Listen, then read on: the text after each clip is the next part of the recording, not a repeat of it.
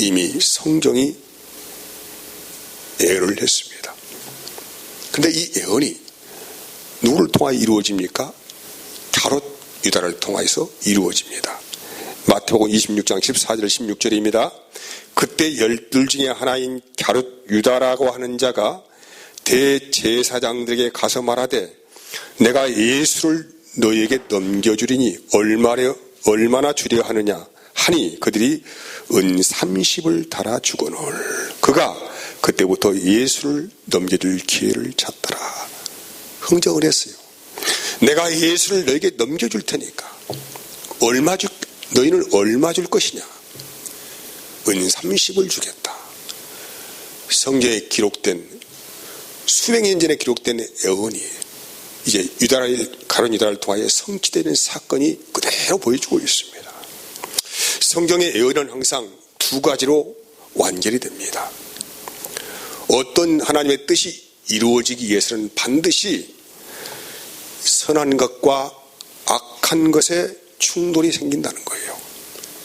이 선한 것과 악한 것의 충돌이 생기면은 어떤 사람은 의의 도구로, 어떤 사람은 악의 도구로 그렇게 사용되더라 이 말이죠. 하나님의 예언이 성취되기까지는 반드시 선과 악이 공존하여서 그 뜻을 이루어가는 것입니다. 그래서 우리가 살아가는 이 모든 삶에는 내가 악인으로 살아가느냐 선인으로 살아가느냐에 대해서 그 가치를 부여하고 있습니다.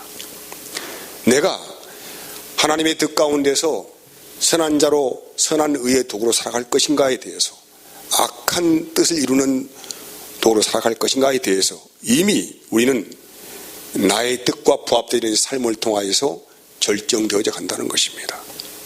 유다는 불의한 삭을 받은 자예요. 그리고 불의한 자로 예언을 이루어낸 사람이에요.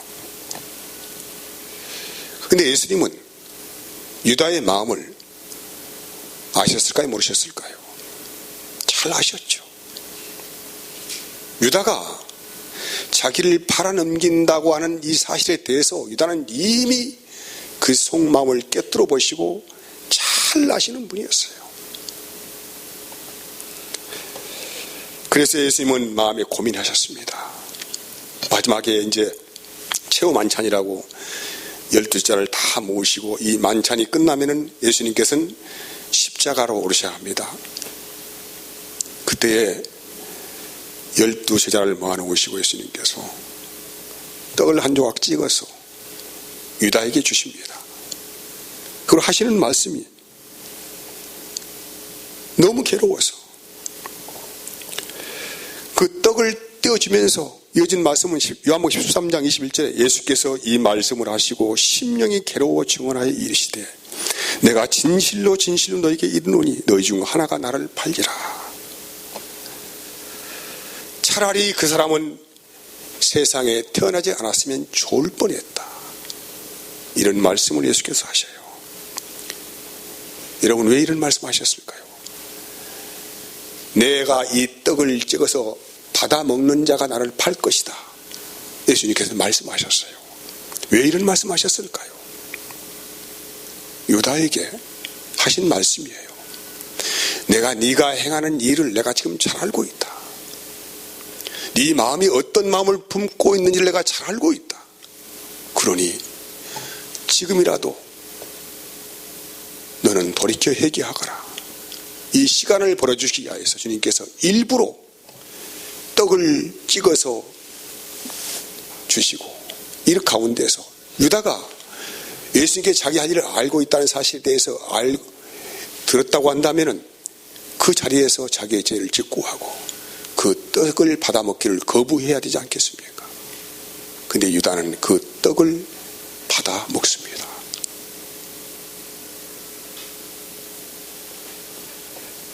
여러분, 그리고 유다는 그 길로 어둠으로 사라집니다. 마태복음 27장 3절에서 5절까지 말씀은 이렇게 기록을 하고 있어요. 그때 예수를 판 유다가 그가 정죄됨을 보고 스스로 뉘우쳐 그 은 30을 대제사장과 장로들에게 도로 갖다 주며 이르되 내가 무지한 피를 팔고 죄를 범하였도다 하니 그들이 이르되 그것이 우리에게 무슨 상관이냐 내가 당하라 하거늘 유다가 은을 성소에 던져놓고 물러가서 스스로 목매어 죽었다고 기록하고 있어요.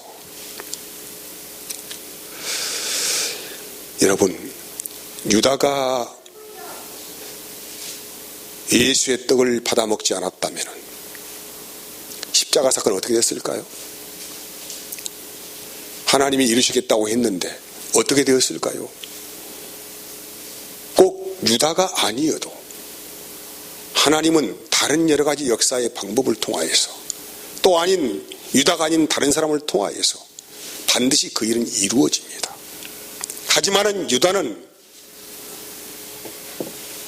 예수께서 주신 떡을 받아본과 동시에 성경은 뭐라고 이야기를 한지 아시죠? 사탄이 그 속에 들어갔다고 그렇게 말을 하고 있습니다. 요한복음 13장 26절 보면은 예수께서 대답하시되 내가 떡 한 조각을 적셔다 주는 자가 그니라 하시고 곧 한 조각을 적셔서 가롯 시몬의 아들 유다에게 주시니 조각을 받은 후 곧 사탄이 그 속에 들어간지라.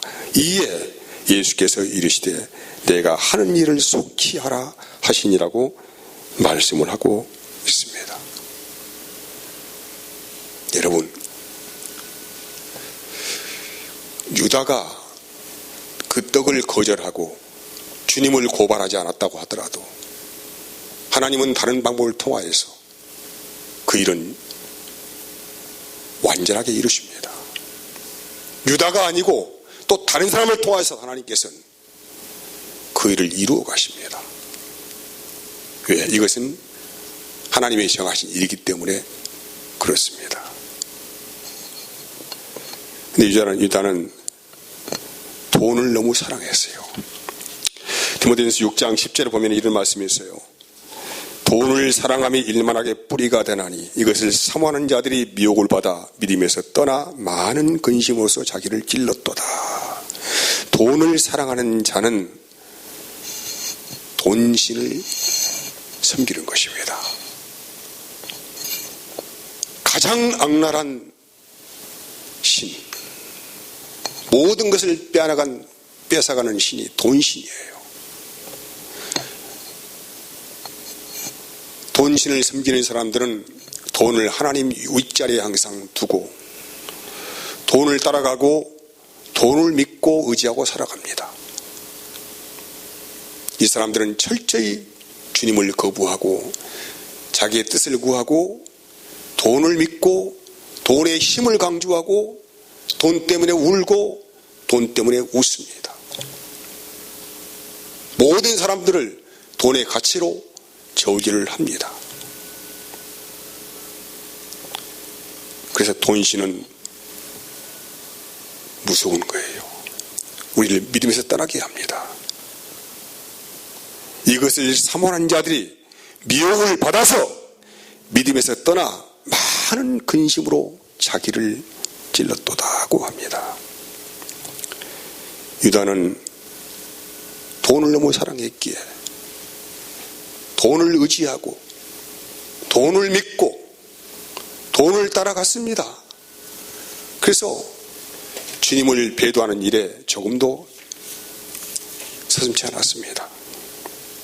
그리고 그의 인생의 말로는 자살로 끝이 났습니다. 왜 자살입니까? 여러분, 성령의 인도를 받는 사람들은 그 성령의 인도를 믿고 있기 때문에 어려운 일 만나도 좋은 일 만나도 믿음을 저버리지 않습니다. 하나님이 하실 일을 믿고 산다는 것이죠. 근데 돈을 믿고 돈을 의지하며 살아가는 사람들은 자기의 뜻이 좌절되어지면은 마음에 상처를 받고 결국은 자기의 뜻이 펼치지 않기 때문에 자살로 마감할 수 있고 수많은 그런 스트레스나 괴로움들이 그의 삶을 집중하여 공격을 하여서 어둠의 세계로 떨어진다는 것입니다.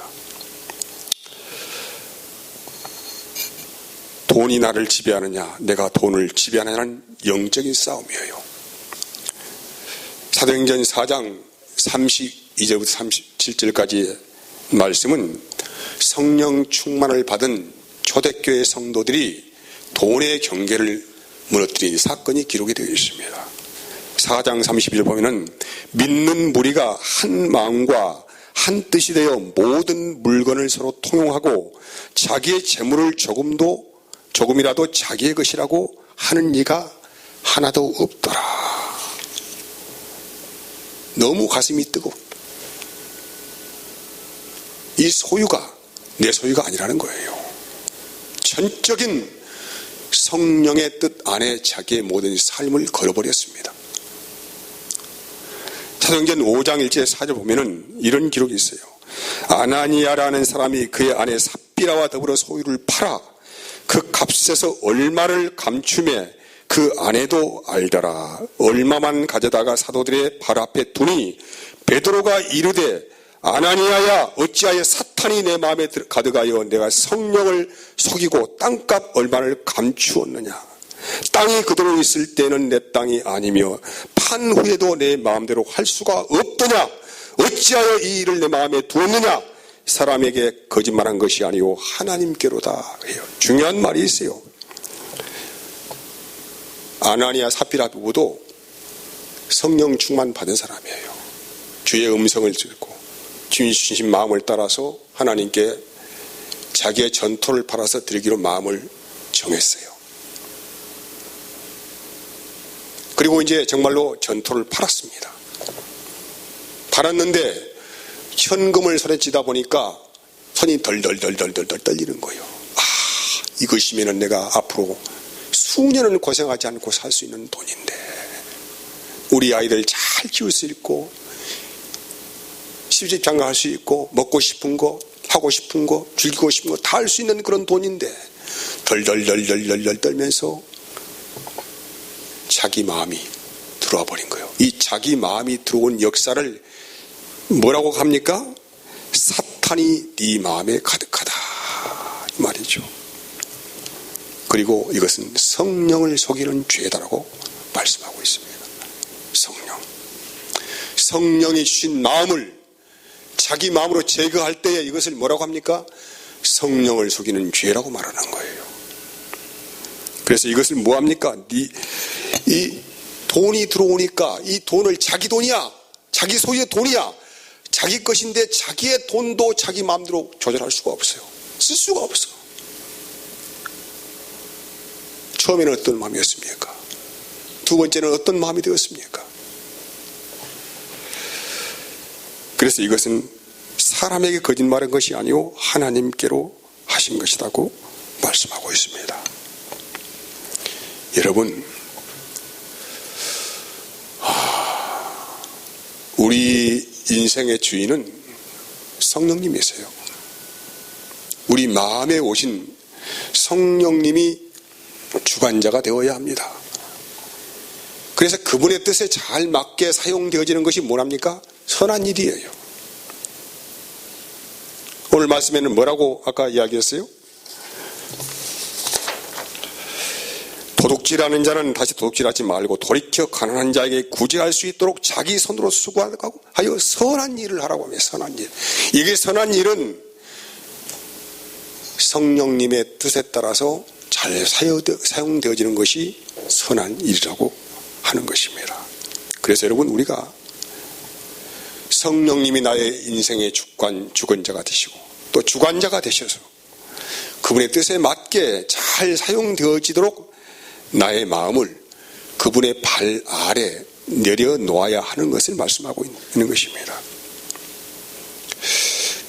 그래서 네 마음이 성령께서 주관하시고 성령이 운행하시는 마음이라고 한다면은 작은 돈이든 큰 돈이든 도둑질하지 말고 성령 안에서 일하여서 깨끗하게 벌고 선한 일에 합당하게 쓰임받는 돈이 되어야 한다고 말씀하는 거예요. 데살로니가 후서 3장 10절에서 12절까지 말씀 보면은 우리가 너희와 함께 있을 때에 너희에게 명하기를 누구든지 일하기 싫어하거든 먹지도 말게 하라 했더니, 일하기 싫어하면 먹지도 말으라고, 제발 게으름 피우지 말으라고. 무슨 신앙생활 한다고 맨 어찌가 한다고 해서 막 무슨 기도하고 진다 한다 해서 일을 팽개치고 담겨버리고, 이게 아니라는 거예요. 우리가 들은즉 너희 가운데 게으르게 행하여 도무지 일하지 아니하고 일을 만들기만 하는 자들이 있다 하니, 이런 자들에게 우리는 명하고 주 예수 그리스도 안에서 권하기를 조용히 일하여 자기 양식을 먹으라고 하노라라고 합니다. 여러분, 저도 사실 나이가 먹어가면서 어떤 때는 삶이 사실 막막할 때가 있습니다. 야, 이거 내가 지금 60대 중반인데, 지금 우리가 100세 시대를 산다고 하는데, 그렇게 나의 숫자로 따지면은 이제 하프라인 좀 넘어갔는데, 야, 이거 참 불안한 거 아니냐. 초조합니다. 때로는 그래요. 사람인지라 그렇습니다. 그런데 가만히 돌이켜보니까 제가 예수님을 34살에 영접을 했는데, 제가 30년을 지금 예수님을 믿고 살아왔습니다. 그런데 30년 살아오면서 제 통장은 마이너스가 계속 지속되고 있지만 한 번도 내가 쓸 것, 먹을 것에 대해서, 대접하는 것에 대해서 아낀 적은 없습니다. 왜입니까? 저는 그건 몰라요. 주님이 주신 마음이에요, 이것은요. 근데 저는 항상 마이너스예요. 근데 지금까지 마이너스가 유지가 되고 있습니다. 부도 안 납니다. 여러분, 우리 한계에 맞게 살아가는 거 굉장히 좋습니다. 하나님은 지나온 과거도 여러분의 인생 가운데 지금까지 보호하신 것처럼 앞으로도 그렇게 보호하실 것입니다. 마태복음 6장 31절 33절의 말씀은, 그러므로 염려하여 이르기를 무엇을 먹을까, 무엇을 마실까, 무엇을 입을까 하지 말라. 이는 다 이방인들이 구하는 것이라. 너희 하늘 아버지께서 이 모든 것이 너희에게 있어야 할 줄을 아시느니라. 하나님께서 모른다고 하십니까? 하나님께서 모른다고 하십니까? 왜 이방인처럼 우리가 그 속박 안에서 살아야 합니까? 왜 그렇게 살아야 합니까? 왜 그것 때문에 전전긍긍하며 살아가야 합니까? 왜 스트레스 받습니까? 이방인들이 구하는 것입니다. 너희 하늘 아버지께서 너희 모든 것이 너에게 있어야 할 줄을, 이건 김종원 목사의 말이 아니고 예수님 말씀이에요. 누구 말씀이라고요? 예수님 말씀이에요. 있어야 할 줄을 아시니라. 이 말씀 믿습니까? 너무 돈 때문에 스트레스 받지 마세요. 주께서 주신 환경에 대해서 감사하시고, 주어진 일들에 대해 진실하시고 성실하시면은, 그리고 하나님의 지혜를 주십니다. 그 지혜 안에서 여러분의 삶이 있고 평안이 있고 기쁨이 있습니다. 성령이 주신 은혜 안에서 그런 역사를 날마다 경험해 살아가시는 은혜가 있기를 원합니다. 자, 453장을 찬송하시면서 하나님께 준비하신 예물을 올리겠습니다. 453장입니다.